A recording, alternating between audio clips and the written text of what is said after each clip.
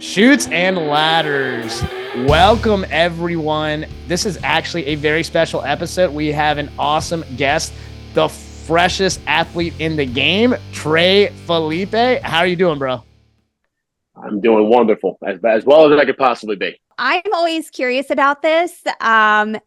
What made you become a wrestler and what inspired you? And where did you train?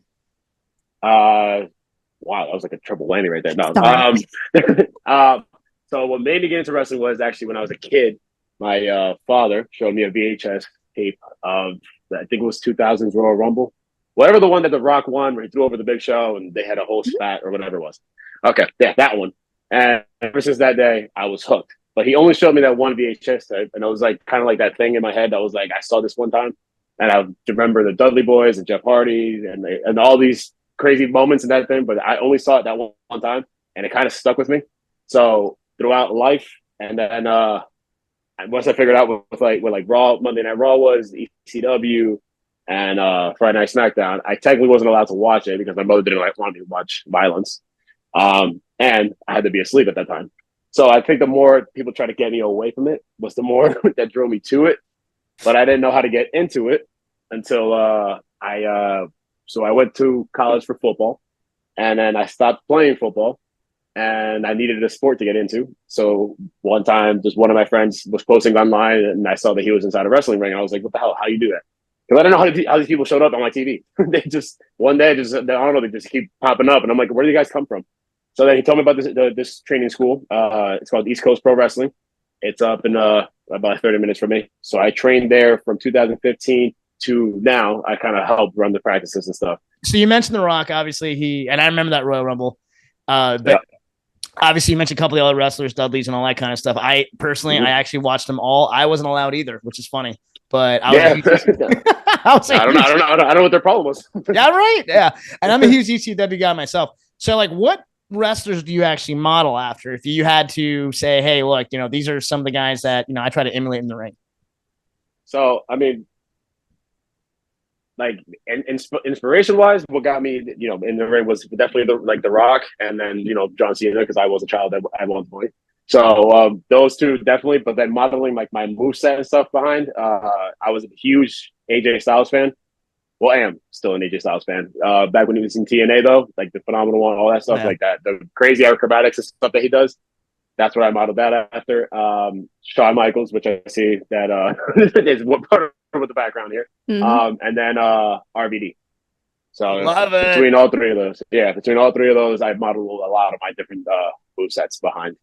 Bro, you just made Dez's my day. Dez with Shawn Michaels, me with RVD. So, so you guys got good taste. You're very well rounded. I respect that. Yeah, I try to do a little bit of everything. I can't do everything AJ Styles does. I can't do everything RVD does. So I try to just take the best parts that I possibly can. Nice.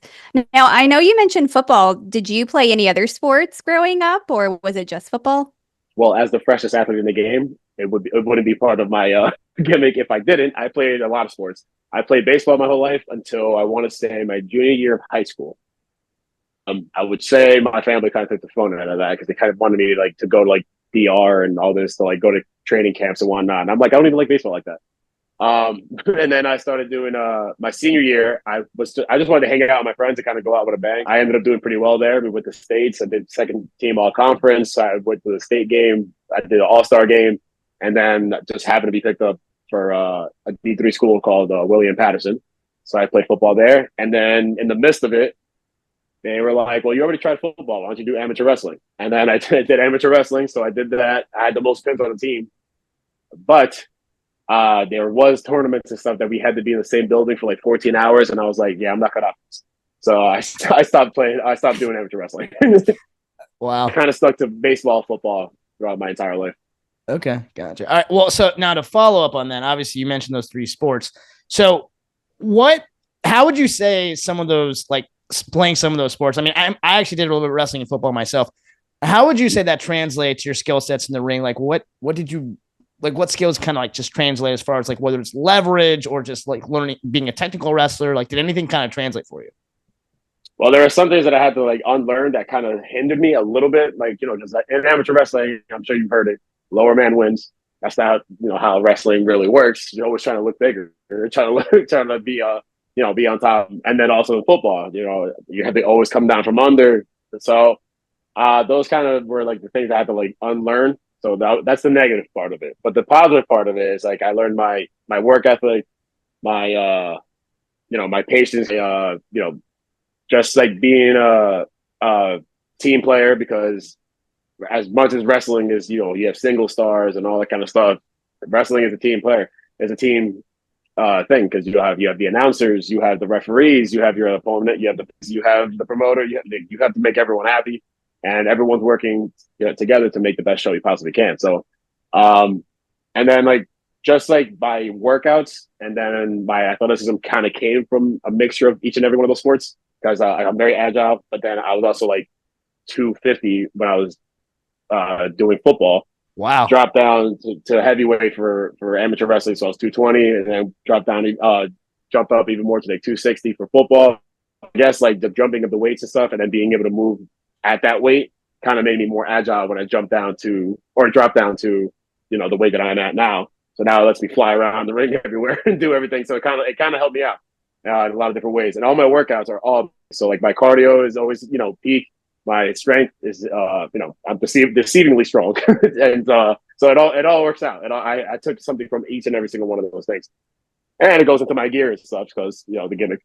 And I come out with all the jerseys. I come out with every sport I've ever done. Well, you just mentioned the workouts. So are you now basically like your workouts now? Is it mainly just high reps and just to get you more toned, if anything? I mean, being the on the heavier side kind of made me a little self-conscious. So I think it's always about aesthetics and stuff.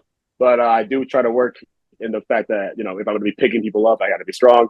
I got to have like my cardio. So I have to kind of like, it's always a different mixture. Like, I don't do like a cutting season or a bulking season or like that. It's always a different mixture of a lot of different things.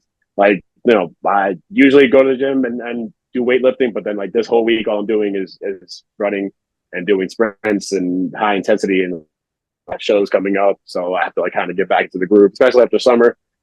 My liver is in pain, so I need to get back into the groove of things, because even though I was doing shows in the summer, but they were all at like beach bars, they were all in like on the sand and all that stuff. So it's all the lifestyle's kind of catching up to me a little. So yeah, I'm just trying to bounce back now, trying to get back into my junior heavyweight style. That's awesome. Now, I know you mentioned you were a fan.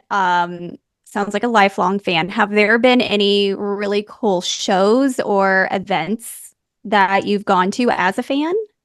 So I went to one in Madison Square Garden. Kind of all of our heroes and stuff. Triple H, Undertaker, John Cena, all of them. Like that's peak that era. Randy Orton. So I think that was pretty cool. I mean, that kind of sticks with me more now, especially because now it's like I didn't even know what I was gonna end up missing. Like now I'm looking at it, and like some of them aren't even wrestling, some of them retired. John Cena's on his last year. So I guess that kind of sticks with me the most, because I've gone to like a couple other ones, but I think that one in that era stuck with me the most, because like it was like watching all my heroes, at the time, and me knowing now, like some of them aren't even active. So and the garden is huge. So yeah, it's huge, and then they made the entrance like this big, but like so I always remember being so mad about that, because they couldn't do like the pyro and all that kind of stuff, because they always make the entranceway so freaking small. I don't know why they do that, but yeah, no, that one really stuck with me, because like now it's like the other one's still wrestling, like Randy Orton, like I said, John Cena's on his last year. Triple H runs the show. Shawn Michaels is running NXT. Like it's just crazy to think back about that. So were you born and raised in Jersey? Like, because there's a lot of events that come your way, right? I mean, you have access. You probably in theory, you probably could have went to events in Philly and New York, right? I mean, I was born in New York. I was born in the Bronx. I didn't move to Jersey till I was like 9, like third grade, I guess. So like I always say like I was born in New York, but I was definitely raised in Jersey. So it's made me a little whitewashed also in a way, because I was born in a Hispanic foreign household, and then now it's like it used to be my first language, and now it's all messed up. But no, I used to like I started going to events more with like when like my dad would come into town, and my dad he lives in North Carolina. So when he would come, it's like wherever he would choose. He has family, in New York, so it's like we would just go to the one that's there. Plus, I'm not gonna say no to Madison Square Garden. What am I gonna go to Prudential Center? It's Madison Square Garden. Totally makes sense. All right, cool. And then now on that note, like, what are your most memorable matches so far, just as a wrestler? I mean, obviously you won the titles, but like, what are some of the matches that you say would stand out to you? So, I mean, it's to be cliche. The first championship I ever won was the television champion in my home promotion, and that was like 2 years ago. And it wasn't because I won a championship per se. It's because all the sports I just said, and for how long I played all those sports, I never won a championship. Like never won a championship in anything that I actually done. Like it doesn't matter how close we were. We made it to the finals of states. Like like have had achievements and all that, but I never won a championship in all those different sports and all these years that I played. So like for me to get my first championship ever in life from my my main passion, that meant a lot. And then to have my mother there in the front row and stuff. So like that meant a lot. So that was definitely sticks out. Obviously my first match, because I remember almost pissing my pants as soon as I came out of the curtain, because it was like, oh shit, you guys are actually here to see me. And then like like that sunk in. So that first match was hectic. And then I would say my heavyweight championship match, because I won it in my hometown and had my family kind of like involved in the match. So that was cool. So and again, it was my home promotion. So to have the person who trained me and the promoter have the faith in me to be the main champion and let me win it in my hometown and have my family involved, can't get better than that. So those three, definitely. Nice, bro. That's awesome. Those are pretty cool. Yeah, can't beat that. No. All right, Trey, this is your time. If there's anything that you want to plug or promote, bring it. Well, I mean, my socials are all pretty much the same. T Felipe 21 on Instagram. X is Trey Felipe 21. Facebook, it's Trey Felipe. I think that's it. Do we really do anything else? I don't know, man. I'm just trying to wrestle here. I don't know anything about these socials. Oh, and I have t-shirts on Pro Wrestling Tees. Hoodies just came out. Yeah, that's pretty much it. Cool. Good stuff. And if anyone's looking for promotions in New Jersey or like that, look up Pro Wrestling Magic, which I happen to be the junior heavyweight champion. Look up East Coast Prowrestling, which I happen to be the heavyweight champion. Invictus, We Are Wrestling. We're everywhere. So I know you guys are in Florida, right? Yeah, absolutely. All right. So anytime you guys get up here, you let me know, because we'll do an in-person interview and definitely plug away for you guys too as well. You got it. You got it, bro. Listen, thank you so much for your time. Listen, we can't thank you enough. We could talk to you for hours. I appreciate it. You guys made it super easy and super fun. So that wraps up this episode.